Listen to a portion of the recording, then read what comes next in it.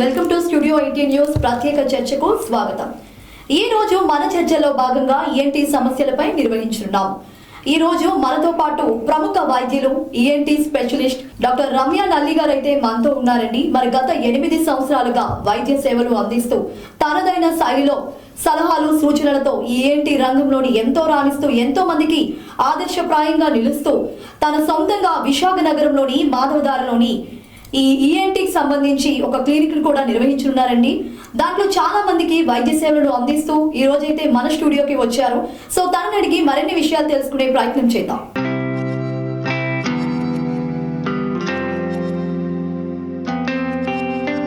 నమస్తే మేడం, ఎలా ఉన్నారు? సో మచ్ ఫైన్ అండి, నైస్ మీటింగ్ యూ తండ్రి గారు. మ్యామ్ చెప్పండి మీ గురించి మా స్టూడియో 18 ప్రేక్షకులకు 2 మాటల్లో. నా పేరు డాక్టర్ నల్లి రమ్య అండి. I'm ENT and head and neck surgeon and certified cosmetologist of UK pro. And నేను బేసిక్గా చేసింది పీజీ జిప్మర్లో పాండిచ్చేరి. అండ్ తర్వాత ఐ హ్యావ్ నా ఓన్ ప్లేస్ ఇది కాబట్టి Visakhapatnam. I have been here and మాధవదార్లో we are doing this ENT and head and neck surgery like thyroid and head and neck surgery and like cancers గురించి కూడా we are doing that. So regarding this, along with this cosmetology koda we are doing by providing like lasers and peels and various HIFU advanced technology koda we are doing that. Madam చెప్పండి, వైద్య రంగానికి సంబంధించి మీరు ఎలాంటి development చేశారు? Actually నేను చదివిన college is third best college in India. నేను ప్రౌడ్గా చెప్పుకోవడం తప్పలేదు, ఎందుకంటే I'm happy about it because వాళ్ళు అంత నేర్పించారు నాకు. అండ్ ఈ విషయంలో నేను బేసిక్గా హెడ్ అండ్ నెక్ సర్జరీలో క్యాన్సర్స్ గురించి నా థీసిస్ బేసిక్గా దాంట్లోని హెచ్పివి వైరస్ ఎలాగా రిలేట్ అయింది అనేది ఇంపార్టెన్స్ థింగ్ కింద మేము చూసుకొని ఈ యొక్క క్యాన్సర్స్ మీద హెచ్పివి మీద ఈ సౌత్ ఇండియాలోని ఎలాగా రిలేట్ అయి ఉంది, దానికి ఎలా ట్రీట్మెంట్, ఏ వైరస్ వల్ల ఎఫెక్ట్ అవుతున్నారు, దానికి ఏం వ్యాక్సినేషన్స్ తీసుకోవాలి, అలాంటివి I have done the thesis on నేను స్టడీ చేసిన ఐసీఎంఆర్ గైడెన్స్తో. సో ఈ విషయంలో I'm very much happy regarding that. And second thing ఏంటంటే ఏంటి అంటే చాలామంది అనుకుంటారు ఓన్లీ ఇయర్, నోస్, థ్రోట్ అదే అనుకుంటున్నారు. కాదండి, హెడ్ అండ్ నెక్ కేసెస్ కూడా చూస్తుంటాం. లైక్ ఇప్పుడు క్యాన్సర్ అనుకున్నవి and thyroid problems, thyroid and even brain సంబంధించిన లైక్ స్కల్ బేస్ సర్జరీస్ కూడా చేస్తూ ఉంటాం అన్నమాట. ఆ విధానంలో there are many things I can చెప్పచ్చు. ENT and head neck surgery చాలా బేసిక్, ఎస్పెషల్లీ ఈ టైంలో so many people are suffering with headaches. ఈ విషయంలో we can do so much. చాలా అడ్వాన్స్డ్ ట్రీట్మెంట్స్ వచ్చాయి, ఈవెన్ విత్ లేజర్స్ ఆల్సో వచ్చాయండి and radiotherapies కూడా వచ్చాయి. దాంతో సర్జరీస్ అవాయిడ్ చేస్తూ we can go more for conventional methods. Maximum surgeries చేయకుండా మనం ట్రీట్ చేసేది. మేడం, మరి మీరు ఈఎన్టీకి సంబంధించి స్పెషలిస్టు, మరి దానికి సంబంధించి ఈఎన్టీ అంటే ఏంటి, ముఖ్యంగా మరి దాంట్లో ఏముంటుంది? మన మామూలుగా చెవి, ముక్కు, ఈ గొంతు అనేవి ప్రధాన సమస్యలు. అసలు దీనికి సంబంధించి ఎలాంటి లక్షణాలు ఉంటాయి మీ మాటలో తెలియజేయాలనుకో. మేడం, మరి మీరు ఈఎన్టీకి సంబంధించి స్పెషలిస్టు, మరి దానికి సంబంధించి ఈఎన్టీ అంటే ఏంటి, ముఖ్యంగా మరి దాంట్లో ఏముంటుంది? మన మామూలుగా చెవి, ముక్కు, ఈ గొంతు అనేవి ప్రధాన సమస్యలు. అసలు దీనికి సంబంధించి ఎలాంటి లక్షణాలు ఉంటాయి మీ మాటలో తెలియజేయాలనుకో. అంటే ఈఎన్టీ అంటే ఇయర్, నోస్, థ్రోట్, అది అందరికీ తెలిసింది. దాంతో పాటు హెడ్ అండ్ నెక్ సర్జరీస్ కూడా మేము చేస్తూ ఉంటామండి. ఎందుకంటే ఇయర్, నోస్, థ్రోట్ అనేది హెడ్లోనే పార్ట్ కాబట్టి ఇవన్నీ కోరిలేటెడ్. ఇప్పుడు థ్రోట్తో పాటు థైరాయిడ్ ఉంటుంది దాని ముందు. సో థైరాయిడ్ ప్రాబ్లం క్లియర్ చేయకపోతే థ్రోట్ ప్రాబ్లం క్లియర్ అవుతుంది. ఆ థ్రోట్ ప్రాబ్లంతో థైరాయిడ్ అన్ని రిలేటెడ్ అయిపోయి ఉన్నాయి ఇక్కడ. ఇప్పుడు క్యాన్సర్స్ ఉన్నాయనుకోండి, ఓరల్ క్యాన్సర్ ఆర్ గొంతు క్యాన్సర్స్, దానికి కూడా గొంతుతో సంబంధం, ఎందుకంటే ఇక్కడ పొడుపులో పెరుగుతూ ఉండేది. అవి కూడా లింఫ్ నోడ్స్ అంటారనమాట. ఏంటంటే క్యాన్సర్స్ చూసుకుంటున్నప్పుడు ఆ స్వెల్లింగ్స్ ఏమైనా వస్తున్నాయా లేదా అనేవి చూసుకుంటుంటాం. So everything is link. దాంతోపాటు ఏంటంటే ఇప్పుడు ముక్కులోని సైనసైటిస్ అనే సమస్య మీకు తెలిసిందే. అది చిన్న సమస్య, నిజం చెప్పాలంటే చిన్నది. ఇంకా మిగతా ప్రాబ్లమ్స్ ఉన్నాయి లైక్ పిట్యూటరీ ట్యూమర్స్, అంటే బ్రెయిన్లోని ట్యూమర్స్ ఉంటాయి పిట్యూటరీ అని. ఈ పిట్యూటరీ ట్యూమర్స్ని కూడా ముక్కు నుంచి అప్రోచ్ అయ్యి ఆ యొక్క బ్రెయిన్ సర్జరీ చేయొచ్చు. And along with this ENT and neuro surgery ఇద్దరు కంబైన్డ్ అయ్యి చేస్తారు.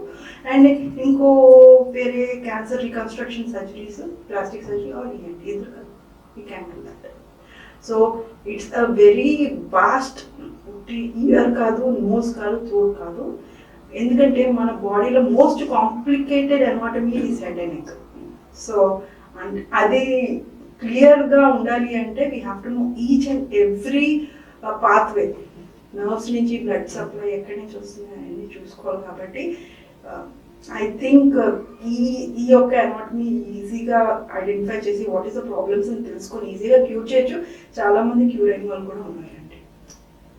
మరి మీరు ఇప్పుడు చెప్పినట్లుగా హెడ్ అండ్ నెక్ అన్నారు కదండి, చాలా మందికి ఈ యొక్క మెడ నొప్పి అనేది చాలా ఎక్కువగా ఉంటుందండి. అంటే ఫోన్స్ వాడడం వల్ల అంటారా, దానికి సిమ్టమ్స్ ఎలా ఉంటాయి, దానికి కారణాలు ఎలా ఉంటాయి, దాన్ని ఎలా నివారించవచ్చు అంటారు?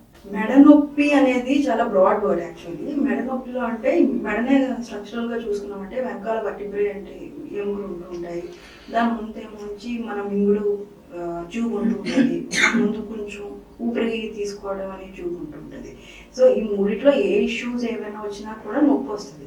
కానీ ఎక్కువ ఫోన్లు వాడే వాళ్ళు ఏంటంటే ఇలా బెండ్ అయిపోతూ ఉంటారు కాబట్టి వాళ్ళకి ఏంటంటే ఎముకలు అరిగే ఛాన్సెస్. ఎస్పెషల్లీ ఏంటంటే ఈ టైంలో విటమిన్ డి అనేది కంపల్సరీ చూసుకోవాలి.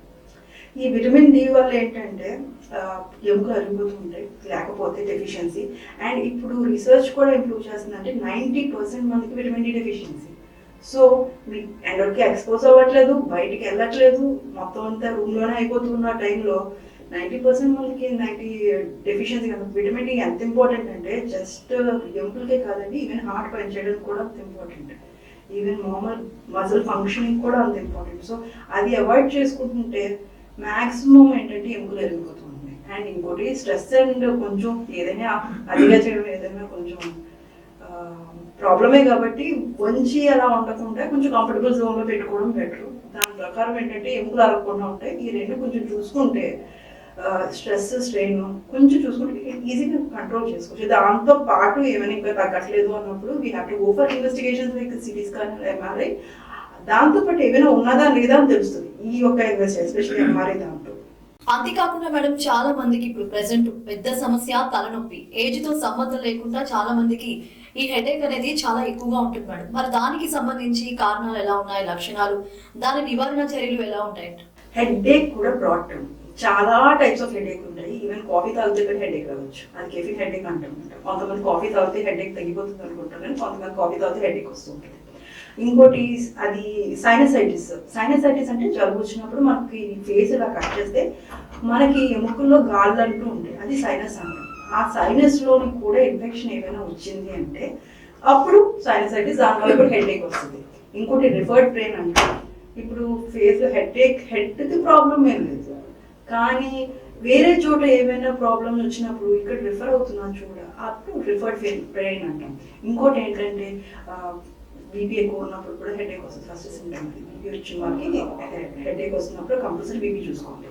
సెకండ్ థింగ్ ఏంటంటే సర్వైకల్ లోపల ఏమైనా స్ట్రోక్ వస్తున్నామని అప్పుడు కూడా హెడేక్ వచ్చే ఛాన్సెస్ ఉంటాయి. అండ్ దీంతో కాకుండా ఇంకా వేరే ఏమైనా ఇష్యూస్ ఉన్నాయా అంటే it's a broad term, very broad term. Sometimes ఏంటంటే యాక్సిడెంట్స్ అయిన తర్వాత సివియర్ హెడేక్ వస్తుంది. అది అన్నిటికన్నా భయంకరమైన హెడేక్ మాట ఏంటంటే యాక్సిడెంట్ అయిన తర్వాత వచ్చింది. అది ఆ హెడేక్ వెంటనే ఒకవేళ వస్తే యాక్సిడెంట్ ఏమైనా కంపల్సరీ ఇమీడియట్ ట్రీట్మెంట్ అంటూ ఉండాలన్నమాట. అది సబ్ డయాగ్నల్ హెమరేజ్ అంటాము, అంటే బ్లడ్ బ్రెయిన్లోని తగిలిపోతుంది. ఆ టైప్ ఆఫ్ హెడేక్స్ కూడా ఉంటాయండి. సో హెడేక్ అనేది ప్రతి headache treatment paracetamol are pain killers కాదు, అసలు బ్యాక్గ్రౌండ్ ఏంటో ట్రీట్ చేస్తే ఆ యొక్క హెడేక్ క్లియర్ చేసేయచ్చు. ఎందుకంటే ఇప్పుడు అనుకున్నాం ఇప్పుడు కాఫీ తాగితే నాకు హెడేక్ తగ్గిపోతుంది, కానీ కెఫిన్ హెడేక్ ఉంది కదా, కాఫీ తాగితే హెడేక్ వస్తుంది. సో అవాయిడ్ చేసుకోవాలి. So what is the type of headache అని చూసిన తర్వాత డాక్టర్ గారు చూసిన తర్వాత ఈ హెడేక్ ఈ టైపు అన్నప్పుడే ఆ ట్రీట్మెంట్ దానికి ఇస్తేనే అవుతుంది, లేకపోతే ఇంకొందరికి ఇంకో type of pain relieve sir okay, కానీ ఎక్కువ మరీ వేసుకుంటే కిడ్నీ వెళ్ళిపోతాయి. సో వీ షుడ్ నాట్ ఎక్కువ పెయిన్ కిల్లర్స్ వేసుకోకూడదు. ఓకే మ్యామ్, మరి ఈఎన్టీ విషయానికి వస్తే చిన్నపిల్లలు ఈఎన్టీ సమస్యలు ఎలా ఉంటాయి, వాటిని మనం ఎలా గుర్తించగలం? చిన్న పిల్లల్లో వాళ్ళకి బేసిక్గా ఇమ్యూనిటీ అనేది లోగా ఉంటుందండి. సో ఇమ్యూనిటీ లోగా ఉన్నప్పుడు ఏదైనా ప్రాబ్లమే. సో కోవిడ్ పీరియడ్లో కూడా మీరు గమనించండి, ఫుల్ ఇమ్యూనిటీ లోగా, అప్పుడు ఫంగల్ ఇన్ఫెక్షన్స్ వచ్చాయి. సో ఏ ఇమ్యూనిటీ ఎక్కడ లోగా ఉన్నది అంటే పిల్లల్లోని ఇమ్యూనిటీలో ఉన్నప్పుడు, పెద్దల్లో ఇమ్యూనిటీలో ఉన్నప్పుడు వాళ్ళకి ఈజీగా వచ్చేస్తాయి. సో ఈఎన్టీ గురించి మనం థింకింగ్ అబౌట్ దట్ కాబట్టి మనకి నోస్ ఆర్ ఈ యొక్క గురక వస్తూ ఉంటుంది పిల్లలకి టాన్సిల్స్ అనేవి వాళ్ళకి ఎందుకు వస్తుంది అంటే ఫస్ట్ లైన్ ఆఫ్ టాన్సిల్స్ అనేది బ్యాడ్ అనుకుంటారు యాక్చువల్లీ టాన్సిల్స్ అందరికీ ఉంటాయి అది మన కళ్ళులాగా 2 కళ్ళులాగా మన గొంతులో 2 టాన్సిల్స్ ఉంటాయి ఆ టాన్సిల్స్ అనేవి ఇన్ఫెక్షన్ వచ్చినప్పుడు టాన్సిలైటిస్ అంటాం ఇప్పుడు కళ్ళకి ఏమైనా ఇన్ఫెక్షన్ వచ్చినప్పుడు కళ్ళు తీసాం కదా అలాగే టాన్సిల్కి ఇన్ఫెక్షన్ వచ్చినప్పుడు టాన్సిలైటిస్ని ట్రీట్ చేస్తాం లైన్ ప్రతిదానికి సర్జరీ అవ్వకూడదండి so first we will be seeing వాళ్ళ టాన్సిల్స్ ఉందా ఆర్ ఎడినాయిడ్స్ అంటారు మన గొంతులోని 2 టాన్సిల్స్ లాగే మన ముక్కు వెనకాల ఒకటి ఉంటుంది అది ఎడినాయిడ్స్ అంటారు దానివల్ల ఏంటంటే ఎలర్జీస్ ఊపిరి తీసుకోవడం కష్టం గ్రోత్ హ్యాపరింగ్ హైట్ ఎదగరు పిల్లలు అండ్ గొరకొచ్చేస్తూ ఉంటుంది దానివల్ల కూడా ఆర్ రికరెంట్గా థ్రోట్ ఇన్ఫెక్షన్స్ వస్తూ ఉంటాయి ఎందుకంటే ఐస్ క్రీమ్స్ వాళ్ళకి ఇమ్యూనిటీ ఉంటుంది ఐస్ క్రీమ్స్ ఇవన్నీ తినేస్తూ ఉంటారు సో ఓరల్ హైజీన్ లేనప్పుడు సరిగా night time brush 2 times brush చేసుకోవాలి అది కూడా చేసుకోలేనప్పుడు ఈ టైంలో కొంత ఇన్ఫెక్షన్స్ అనేది మోస్ట్ కామన్ అండ్ దాంతోపాటు ఫ్యూ అదర్ రేర్ కేసెస్ కూడా ఉంటాయండి కానీ బేసిక్ కామన్గా ఉండేవి ఏంటంటే ఇవే చూస్తున్నాం అండ్ ఇంకోటి ఏంటంటే ఏఎస్ఓఎం అంటాం ఇయర్ చెవులో కరాలు పడిపోతుంటాయి పిల్లలకి ఎందుకంటే జలుబు వచ్చేస్తూ ఉంటుంది వాళ్ళకి చిదుతూ ఉంటారు ముక్కు అప్పుడు ముక్కు నుంచి చెవు కూడా ఇన్ఫెక్షన్కి వెళ్ళే ఛాన్సెస్ చాలా ఎక్కువ ఏఎస్ఓఎం అంటే పిల్లలు రాత్రిపూట ఏడుస్తూ ఉంటారు చెవు పట్టుకొని సో దానివల్ల కర్నలు పడిపోయి ఈవెన్ సర్జరీస్ కూడా వెళ్ళే ఛాన్సెస్ దీన్ని ఈజీగా ప్రివెంట్ చేసుకోవచ్చు ఫస్ట్ ఐడెంటిఫై చేసి అసలు నాలెడ్జ్ అనేది పేరెంట్ ఉంటే ఈజీగా పిల్లలకి అంటే క్యూర్ చేసేయచ్చు ప్రతిదీ ఇనిషియల్ స్టేజెస్లో చూసుకుంటే ఈజీగా క్యూరింగ్ అనేది ఈజీ మరి ట్రాన్సిల్స్ కి సంబంధించి మరి చలికాలం అయితే ఎక్కువగా సమస్య అయితే వస్తుంది మేడం సో అలాంటప్పుడు ఎలాంటి జాగ్రత్తలు తీసుకోవాలంటారు టాన్సిల్స్ ఎందుకు వింటర్లోనే ఎక్కువ అంటే వైరల్ ఫీవర్స్ అనేది వింటర్లోనే ఎక్కువ ఇమ్యూనిటీ అనేది వింటర్లోనే ఎక్కువ తక్కువ యాక్చువల్లీ సో తక్కువ ఎందుకు అవుతుంది అంటే మన winter is also like body మీద స్ట్రెస్ వింటర్ క్లైమేటిక్ చేంజ్ కూడా స్ట్రెస్ కాబట్టి ఆ టైంలో ఎప్పుడైనా మనకి స్ట్రెస్ఫుల్ ఈవెన్ మనకి సైకలాజికల్ కండిషన్స్ మన డిప్రెషన్ ఏమైనా స్ట్రెస్ ఇవి కూడా స్ట్రెస్ సో ఇలాంటి స్ట్రెస్ఫుల్ కండిషన్స్లో ఉన్నప్పుడు ఇమ్యూనిటీ అనేది నార్మల్గా తగ్గిపోతూ ఉంటుంది అలాగే వింటర్ సీజన్లో కూడా స్ట్రెస్ కాబట్టి ఇమ్యూనిటీ అనేది తగ్గిపోయినప్పుడు ఆ యొక్క సేమ్ ఇందాక అనుకున్నట్టు థ్రోట్ ఇన్ఫెక్షన్స్ అనేవి కామన్ అప్పుడు ఈ టాన్సిల్స్ థ్రోట్లోనే ఉన్నాయి కాబట్టి ఆ వైరల్ ఇన్ఫెక్షన్స్ ఆ టైంలోనే కామన్ కాబట్టి ఈజీగా ఆ టైంలో టాన్సిలైటిస్ వచ్చే ఛాన్సెస్ ఎక్కువ సో ఎలా క్యూర్ చేసుకోవచ్చు అంటే ఈజీగా ఒకసారి డాక్టర్ దగ్గర చూపించుకోండి టాన్సిల్స్ వస్తే వెంటనే ఆపరేషన్ చేయము దర్ సంథింగ్ ఒక క్రైటీరియా అంటూ ఉన్నది ఒకటి ఈ యొక్క క్రైటీరియాలో పడితే పిల్లోడికి ఎన్నిసార్లు ఫీవర్ వస్తుంది స్కూల్ ఎన్నిసార్లు మానేస్తున్నారు గ్రోత్ హ్యాపర్ అయిపోతుంది ఫీవర్తో పాటు వేరే ఏమైనా ప్రాబ్లమ్స్ ఏమైనా ఉన్నాయా ఎన్ని ఎపిసోడ్స్ వచ్చాయి ఇవన్నీ చూసిన తర్వాతే మీకు సర్జరీ అనేది ఇంటిగ్రేట్ చేస్తాం లేకపోతే ట్యాబ్లెట్స్ ఇచ్చి we can manage it adenoids కూడా వీ విల్ గివ్ ట్యాబ్లెట్స్ ఒకవేళ వేరే ప్రాబ్లమ్స్ అసోసియేట్ అయ్యాయి అంటే సర్జరీ చేస్తాం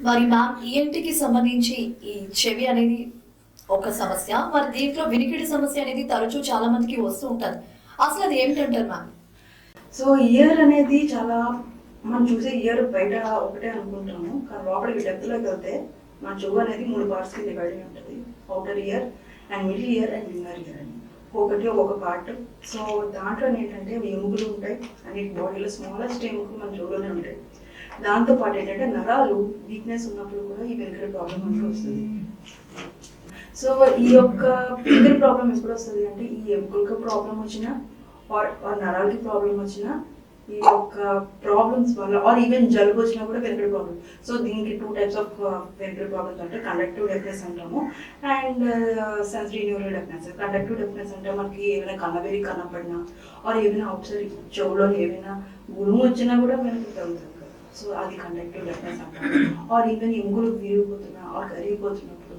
ఆ టైంలో కూడా ఆర్ జలుబు వచ్చినప్పుడు చెవులో ఏమొచ్చి వాటర్ అక్యూములేట్ అయిపోతుంది అదైనప్పుడు ఆర్ ఈవెన్ నరాల్ వీక్నెస్ పెద్దోళ్ళకు సెన్సిటివ్ న్యూరల్ డెఫ్నెస్ అంటారు ఏజ్ పెరుగుతున్న కొద్దీ ఈ యొక్క వెనుకటి ప్రాబ్లం వస్తుంది అనుకున్నాం సో అది సెన్సిటివ్ న్యూరల్ అంటే బ్రెయిన్కి నర్వ్స్ వెళ్ళే పాటు వీక్ అయిపోతూ ఉంటాయి అన్నమాట అది ఎక్కడైనా వీక్ అవ్వచ్చు బ్రెయిన్లో కూడా వీక్ అవుతూ ఉంటాయి ఇయర్లో కూడా వీక్ అయినప్పుడు ఆ హియరింగ్ మేనిఫెస్టేషన్ అవుతుంది అనమాట సో ఒక్కొక్కదానికి ఒక్కొక్క ట్రీట్మెంట్ కండక్టివ్ డెఫ్నెస్ అనేది different treatment and sensitive neural deafness అనేది ఇంకో ట్రీట్మెంట్ ఒక్కొక్క దానికి సేమ్ ట్రీట్మెంట్ కాదు సో ఐడెంటిఫై చేసి డాక్టర్ గారు ఇన్వెస్టిగేషన్స్ చేసిన తర్వాత which type of deafness your following అనేది చూసిన తర్వాత ట్రీట్మెంట్ ఇస్తాం అంతేకాకుండా చాలా మందికి సామాన్యంగా ఈ బ్రీతింగ్ ప్రాబ్లం అనేది ఎక్కువగా ఉంటుంది మేడం మరి దానికి సంబంధించి ఎలాంటి నివారణ చర్యలు ఉంటాయంటారు బ్రీదింగ్ ప్రాబ్లమ్ అనేది షార్ట్నెస్ ఆఫ్ బ్రెత్ అనేది మనం డిఫరెంట్ బాడీలో డిఫరెంట్ పార్ట్స్ కింద డివైడ్ చేయాలండి. ఫస్ట్ టైం నుంచి ఫేస్లో ముక్కు నుంచి ప్రాబ్లమ్ వస్తుందా బ్రీదింగ్, ఆ టాన్సిల్స్ ఈ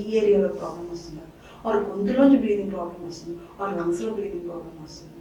సో ఇన్ని ఏరియాస్లో అబ్స్ట్రక్షన్ ఉంటే, ఇన్ని ఏరియాస్లో ఇన్ఫెక్షన్ అయినా ఉంటే అప్పుడు బ్రీదింగ్ ప్రాబ్లమ్ కూడా వస్తుంది.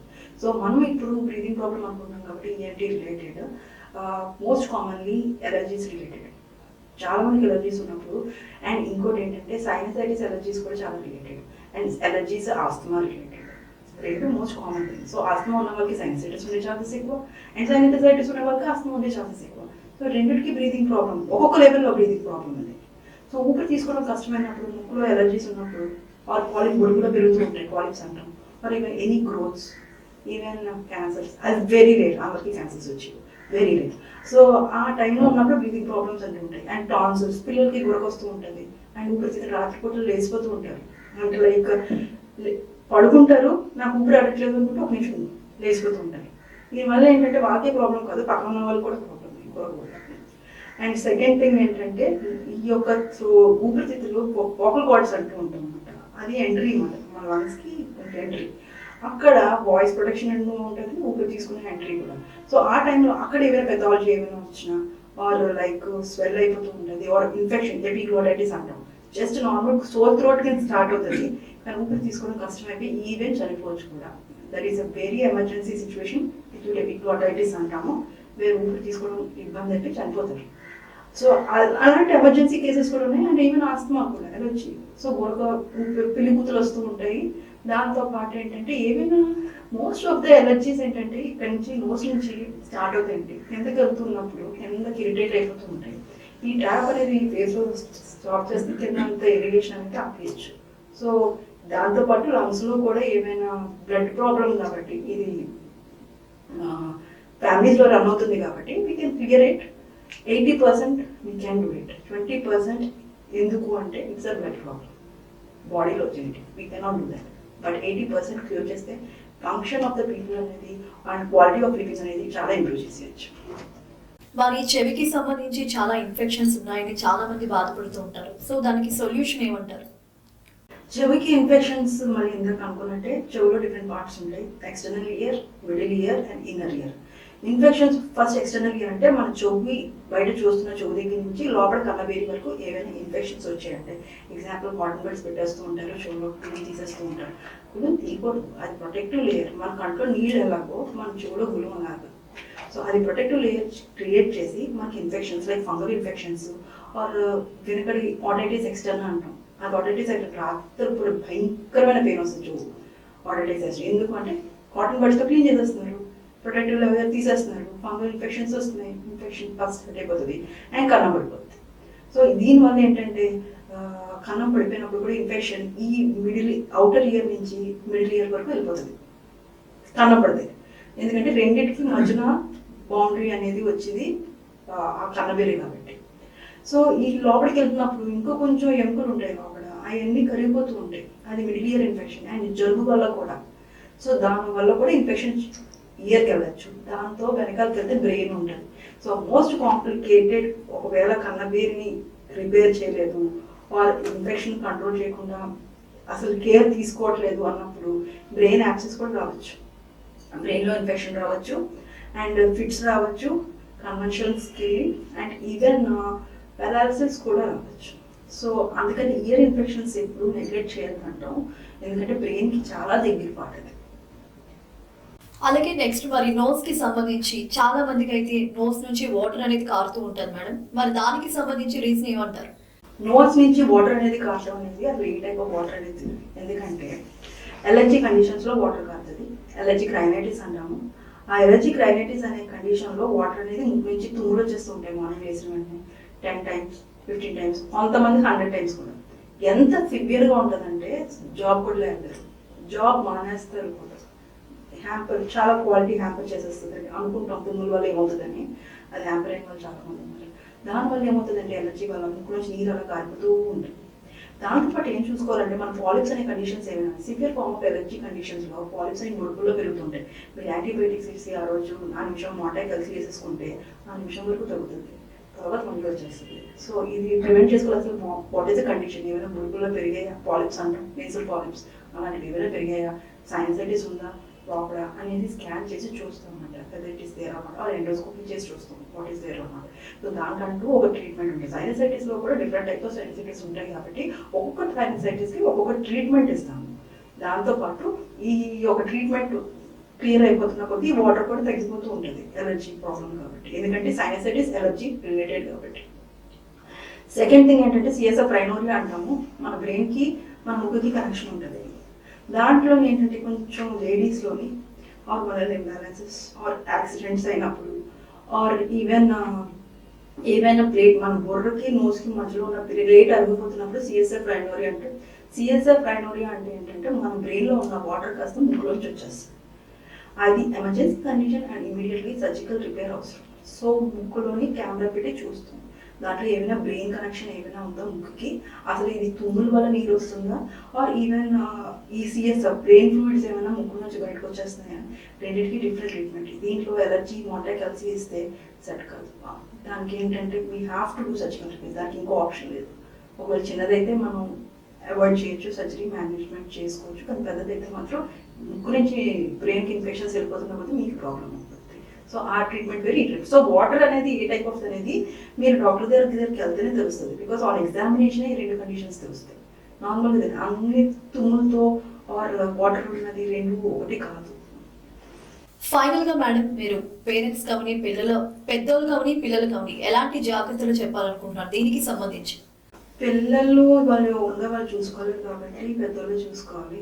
ఎందుకంటే వాళ్ళకి ఇమ్యూనిటీ లెవెల్స్ వాళ్ళకి లో అండ్ పట్ల మాట్లాడారు కాబట్టి. సో ఇంకోటి ఏంటంటే వాళ్ళు మోస్ట్ ఆఫ్ ద థింగ్స్ ఏంటంటే పిల్లలకి కొంచెం ఓవర్ కేర్ ఎక్కువైపోయి దుల్లో కూడా ఎక్స్పోజ్ చేయరు పిల్లల్ని. Right, we have to go. వాళ్ళు కొంచెం వదిలేయాలి వాళ్ళకంటూ. వాళ్ళు వదిలితేనే వాళ్ళకి ఇమ్యూనిటీ అనేది పెరుగుతుంది.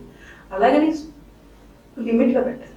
ఇప్పుడు వెళ్ళి డస్ట్ దుల్లో 2-3 రోజులు కూర్చోమని కాదు, బట్ వేరే కొలీగ్స్తో పాటు వాళ్ళతో వెళ్ళమనాలి. They have to go for playing. దానివల్ల ఏంటంటే మనకి ఇమ్యూనిటీ అనేది జనరేట్ అయిపోతుంది. ఎగ్జాంపుల్ ఎందుకు అంటున్నానంటే ఇప్పుడు కోవిడ్ వచ్చిన వాళ్ళకి ఇమ్యూనిటీ జనరేట్ అయిపోయింది. ఎందుకు జనరేట్ అయిపోయింది? వాళ్ళు ఎక్స్పోజ్ అయిపోయారు కాబట్టి. కోవిడ్కి ఎక్స్పోజ్ అయ్యి వాళ్ళు యాంటీబాడీస్ ప్రొడ్యూస్ అయిపోయాయి. ఇప్పుడు వాళ్ళకి ఎక్స్పోజ్ అవ్వలేదు అనుకోండి, వాళ్ళకి యాంటీబాడీస్ అనేది ప్రొడ్యూస్ అవ్వలేదు. సో అప్పుడు ఏంటంటే ఒకేసారి అటాక్ అయినప్పుడు సివియర్గా అటాక్ అయిపోతారు. సో అలాగే కొంచెం పేరెంట్స్ అనేది కొంచెం మరీ ఓవర్ కేర్ చూపించుకోవాలి. అండ్ సెకండ్ థింగ్ ఏంటంటే పిల్లలకి థ్రోట్ ప్రాబ్లమ్స్ అయినా డిఫరెంట్ ఊపిరి తీసుకోవడం కష్టం, వెయిట్ గెయిన్ అవ్వట్లేదు, మా పిల్లలు ఇంతే హైట్ ఉండిపోతున్నాడు, మరి ఇంత ఎదగట్లేదు అన్న టైంలో ఉన్నప్పుడు కంపల్సరీ మీరు ఒకసారి ఎంటీ డాక్టర్ అండ్ పీడియాట్రిషియన్ అనేది ఒకసారి చూపించుకోవాలి. అండ్ సెకండ్ థింగ్ ఏంటంటే హెడేక్స్ అనేది పిల్లల్లో కూడా కామన్. ఎందుకంటే వాళ్ళకి కొన్ని సైనస్ అని ఆ టైంలో కూడా డెవలప్ అవుతుంది. పిల్లలు కూడా సైనసైటిస్ వస్తుంది. సో ఆ టైంలో కూడా మీకు ఏమైనా జరుగుతుంది అండ్ రికరెంట్. అండ్ ఇంకోటి విటమిన్ డి అనేది కంపల్సరీ చూపించుకోండి. ఈవెన్ పిల్లలే కాదు పెద్దోళ్ళు కూడా ప్రతి 6 months అనేది ఒకసారి రిపీట్ చేసుకోండి బ్లడ్ టెస్ట్. దీనికి ఏంటంటే పాండమిక్గా ఉంది. 90% ఆఫ్ పీపుల్కి ఎఫెక్ట్ అయిందంటే 100లో 90 పీపుల్ అనేది నాకైనా ఉండొచ్చు, మీకైనా ఉండొచ్చు. సో ఆ యొక్క ట్రీట్మెంట్ తీసుకుంటేనే కానీ మీకంటూ ఇమ్యూనిటీ అనేది డెవలప్ అవ్వదు. సో ఒకసారి ఇమ్యూనిటీ డెవలప్ అయ్యింది అంటే మీరు ఏ ఇన్ఫెక్షన్ అయినా మీరు ఏదైనా కంట్రోల్ చేస్తారు. అసలు డాక్టర్ అవసరమే ఉంది. మరి వీటన్నిటికీ సంబంధించి ఎలాంటి ఆహారం తీసుకోవాలి అంటారు? ఆహారం అనేది లైక్ ఇప్పుడు విటమిన్ డి అన్నది అనుకోండి, దానికి ఒక డెఫిషియన్సీ అంటే కొన్ని పర్టికులర్ ఫుడ్ అంటే ఉంటుంది. ఇప్పుడు ఎక్స్ట్రీమ్ లెవెల్స్ ఆఫ్ ఏదైనా extreme levels of cold and hot అనేది తీసుకుంటే బాడీ మీద స్ట్రెస్. మరీ కోల్డ్ తీసుకోకండి, మరీ హాట్ తీసుకోకండి, ఎందుకంటే గొంతు ఆరిపోతూ ఉంటుంది. And take adequate amount of water every day. ఎక్కువ వాటర్ తాగండి, అట్లీస్ట్ ఒక 3 to 4 liters అయినా మినిమం తాగండి. అండ్ దానివల్ల ఏంటంటే ఇంకోటి నైట్ టైం అనేది బ్రష్ చేస్తూ ఉండండి. అండ్ ఇంకోటి చాలా మందికి ఇంపార్టెంట్ ఏంటంటే యోగాలో చేస్తూ ఉంటారు ముక్కు వాషింగ్. అది చేసుకుంటే ఎలర్జీ చాలా వరకు కంట్రోల్ చేసుకోవచ్చు. అది చాలా ఫ్యాక్ట్ఫుల్. అది నేజల్ ఇరిగేషన్ అంటాం. సో దానివల్ల ఎలర్జీ చాలా కంట్రోల్ అవుతుంది. అది మీరు ఇంట్లోనే చేసుకోవచ్చు. అది కొంచెం గైడెన్స్ మీరు డాక్టర్ దగ్గర తీసుకుంటే ఈజీగా క్లియర్ చేసుకోవచ్చు. అండ్ ఇంకోటి ఏంటంటే ప్రతిసారి బ్లడ్ టెస్ట్ అనేది ఒక 6 months ఒకసారి చేసుకున్నాం, అట్లీస్ట్ 1 year ఒకసారి. విటమిన్ డి అయితే 6 months చేసుకోండి. కానీ 1 year ఒకసారి అయినా బ్లడ్ టెస్ట్ చేసుకుంటున్నప్పుడు మీకు ఏ డెఫిషియన్సీ ఉన్నది ఎలా తెలుస్తుంది? You may get vitamin D deficiency or B deficiency or iron deficiency. In fact, iron and vitamin D are immunity boosters. ఈ రెండు. సో దీనివల్ల ఏంటంటే ఇంకోటి ఐరన్ ఎంత ఇంపార్టెంట్ అంటే ఈవెన్ గొంతు మీన్స్ గొంతు మిగడం కూడా ప్రాబ్లమ్స్ వచ్చేస్తాయి. అది ప్లంబర్ విన్సెంట్ సిండ్రోమ్ అంటే అంటే ఐరన్ అంత తక్కువ ఉన్నప్పుడు మీకు మెంగుడు ప్రాబ్లమ్స్ వచ్చేస్తాయి. సో మీరు బ్లడ్ టెస్ట్ ఒకసారి చేయించుకొని ఒకవేళ దానికి అబ్నార్మల్గా ఏమైనా ఉన్నాయి అంటే అవి ట్రీట్మెంట్స్ తీసుకోండి. లేదు ఫుడ్లో కూడా ఇవి అబ్నార్మాలిటీ ఉంటే అది మీరు రిప్లెనిష్ చేసుకోవచ్చు. మీరు ఈవెన్ గూగుల్లో చూసుకున్న what are the foods that are rich in iron అంటే వచ్చేస్తాయి, which are rich in vitamin D అంటే వచ్చేస్తాయి. దాన్ని రిప్లెనిష్ చేసుకోండి. అప్పుడు చెప్పట్లేదు, అది మీరు ఓన్గా చేసుకోవచ్చు. But you have to know whether it is deficiency or not. Madam, మరి ముందు మాట్లాడుకున్నట్లుగా మనం థైరాయిడ్ ఈ సమస్య ఇప్పుడు ప్రస్తుతం చాలా ఎక్కువగా ప్రధానం అయిపోయిందండి. మరి ఈ సమస్యకి సంబంధించి ఒక ఏజ్ లిమిట్ లేకుండా చాలా మంది ఈ థైరాయిడ్ తో చాలా ప్రాబ్లమ్స్ ఫేస్ చేస్తున్నారు. అసలు ఈ థైరాయిడ్ ఎలా వస్తుంది, దీనికి ఎలాంటి లక్షణాలు వస్తాయి, దీనికి నివారణ చర్యలు ఏమున్నాయంటారు? థైరాయిడ్ ఇస్ మనకి స్మాలెస్ట్ ఆర్గనే కాబట్టి దానికి చాలా 100 రకాల ప్రాబ్లమ్స్ అంటూ ఉంటాయి. First thing hyper thyroidism and hypothyroidism అంటే ఇప్పుడు థైరాక్సిన్ టాబ్లెట్స్ తీసుకుంటూ ఉంటారు. మీ ఐడియా కోసం చెప్తున్నాను. థైరాక్సిన్ టాబ్లెట్స్ తీసుకున్న వాళ్ళకి హైపోథైరాయిడ్ అంటే వాళ్ళకి ఇది ఎలాగా పనిచేస్తుంది మన థైరాయిడ్ అంటే మన బ్రెయిన్లో ఒక చిన్న పార్ట్ ఉంటుంది బ్రెయిన్లోని. అది సిగ్నల్స్ ఇస్తూ ఉంటుంది, నువ్వు థైరాయిడ్ ప్రొడ్యూస్ చేయి, థైరాక్సిన్ ప్రొడ్యూస్ చేయి అని. కానీ ఇక్కడ ఏమవుతుంది, థైరాక్సిన్ సరిగ్గా ప్రొడ్యూస్ చేయలేదు అనుకోండి, ఇక్కడ ఈ యొక్క ప్రాబ్లం ఎక్కడ వస్తుంది, మనం ఓన్గా థైరాయిడ్ తీసుకోవాల్సి వస్తుంది. థైరాయిడ్సిన్ టాబ్లెట్స్ T3 T4. సో ఈ బ్లడ్ టెస్ట్ అనేది చూసిన తర్వాత మీరు హైపోథైరాయిడ్లో ఉన్నారా హైపర్ థైరాయిడ్లో ఉన్నారా. హైపర్ థైరాయిడ్ అంటే ఒకసారి ఈ సిగ్నల్స్ మరీ ఎక్కువైపోతూ ఉంటాయి. సమ్ టైమ్స్ ఏంటంటే మరీ ఎక్కువ ప్రొడ్యూషన్ వచ్చేస్తుంది, ఇక్కడ తక్కువ వస్తుంది, ఇక్కడ ఎక్కువ వచ్చేస్తుంది. ఈ రెండింటి వల్ల ఏమవుతుంది, abnormal thyroid T3 T4 TSH.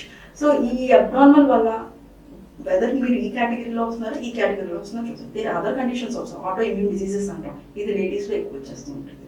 Auto immune diseases అంటే లైక్ మన ఓన్ బాడీ మన మీద యాక్ట్ చేసేస్తూ ఉంటుంది.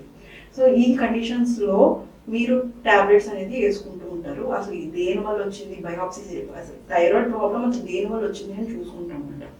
అసలు థైరాయిడైటిస్ అంటాం, or sometimes solitary thyroid nodule అంటాం. అంటే పెద్దగా పెరుగుతుంది, ఇక్కడ ఒక చిన్న బొట్టులో పెరుగుతుంది.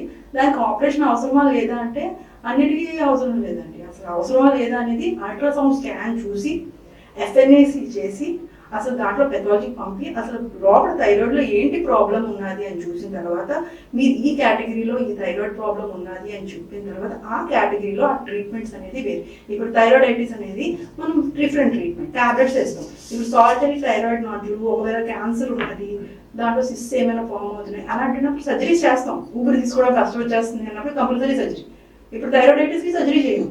సో ఒక్కొక్క టైప్కి ఒక్కొక్క టైప్ ఆఫ్ ట్రీట్మెంట్ ఉంటుంది థైరాయిడ్. మేడం, మరి థైరాయిడ్ లో చాలా డిఫరెంట్ టైప్స్ ఉన్నాయి. లేడీస్ కి సంబంధించి పీరియడ్స్ అనేవి ఈ థైరాయిడ్ వల్ల చాలా ప్రాబ్లమ్స్ ఫేస్ చేస్తూ ఉంటారు. కొంతమంది అయితే హెయిర్ ఫాల్ అవుతూ ఉంటుంది. సో మరి దీనన్నిటికీ రీజన్ ఏంటంటారు మేడం? థైరాయిడ్ లో థైరాక్సిన్ హార్మోన్ అంటూ ఉంటుంది. థైరాక్సిన్ హార్మోన్ కి ఇదే మెయిన్ ఫంక్షన్. ఇది ఎండోక్రైనల్ సిస్టమ్ కాబట్టి మొత్తం మనకి బాడీ మీద టోటల్ ఫంక్షన్స్ అన్ని ఈ యొక్క థైరాయిడ్ హార్మోన్ బట్టే ఉంటుంది. సో ఇది అంతా ఎడ్రినలిన్ సిస్టమ్, ఇదంతా అంటే like endocrinal system. So endocrinal system అనేది ఏంటంటే ఈ యొక్క బాడీ మీద డిఫరెంట్ పార్ట్స్ మీద ఈ యొక్క హార్మోన్స్ యాక్ట్ చేస్తుంది. మన హెయిర్ దగ్గర నుంచి, మన యూట్రస్ దగ్గర నుంచి, మనకి ఈవెన్ స్టమక్ దగ్గర నుంచి, ఈవెన్ మన ఫంక్షన్స్ ఆఫ్ హార్ట్ ఆల్సో.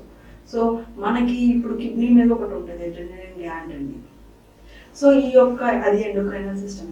ఇది థైరాయిడ్ అనేది మెడ మీద ఉంది, అది ఎండోక్రైన్. సో డిఫరెంట్ ఫంక్షన్స్ అవి హార్మోన్స్ సెక్రీట్ చేస్తున్నాయి కాబట్టి ఆ హార్మోన్స్ వెళ్ళి డిఫరెంట్ పార్ట్స్లో యాక్ట్ చేస్తున్నాయి కాబట్టి ఆ యొక్క యాక్టింగ్ టార్గెట్ పార్ట్స్ ఎఫెక్ట్ అవుతున్నాయి కాబట్టి ఆ యొక్క టార్గెట్ పార్ట్స్ ఏంటి అని చూస్తే one of the thing is uterus, periods సరిగ్గా రాకపోవడం. సో ఈ యొక్క థైరాక్సిన్ హార్మోన్తో ఈజీగా పీరియడ్స్ అనేది కంట్రోల్ చేయొచ్చు, ఇరెగ్యులర్ పీరియడ్స్ అనేది. అండ్ ఇంకోటి వాయిస్ కూడా చేంజ్ అవ్వచ్చు. కొంతమంది మీరు గమనిస్తే థైరాక్సిన్ హార్మోన్ ఎక్కువైపోయినా ఆర్ థైరాయిడ్ హార్మోన్ ఎక్కువైపోయినా తక్కువైపోయినా వాయిస్ పొంగిపోతుంది. సో ఈ రెండు కండిషన్స్లో కూడా ఇంపార్టెంట్. అండ్ ఇంకొంతమంది జుట్టు ఊడిపోతూ ఉంటుంది థైరాయిడ్ ప్రాబ్లం ఉన్న వాళ్ళకి. ఎందుకంటే ఎండ్ టార్గెట్ ఆర్గన్ ఏంటంటే skin is the biggest organ in the body. So ఇలాగా ఈ యొక్క హార్మోన్స్ అనేది డిఫరెంట్ పార్ట్స్ని రెగ్యులేట్ చేసుకుంటారు కాబట్టి ఈ ఎండోక్రైన్ పార్ట్స్ అనేవి మీరు చూసుకోవాలి. మరి చాలా మంది ఎంత మెడిసిన్ వాడినా సరే థైరాయిడ్ ని కంట్రోల్ చేయలేకపోతూ ఉంటారు సమ్ టైమ్స్. అంతేకాకుండా వాళ్ళు ఎలాంటి ఆహారం తీసుకుంటే మంచిది అంటారు, అసలు థైరాయిడ్ ఎంత ఉండాలి అంటారు? సో మీరు చెప్తుంది ఏంటంటే హైపోథైరాయిడ్ గురించి we are thinking about as it is hypothyroid ఏంటంటే థైరాక్సిన్ హార్మోన్ అంటే హైపర్ లో మళ్ళీ ట్రీట్మెంట్ వేరే అయిపోతుంది.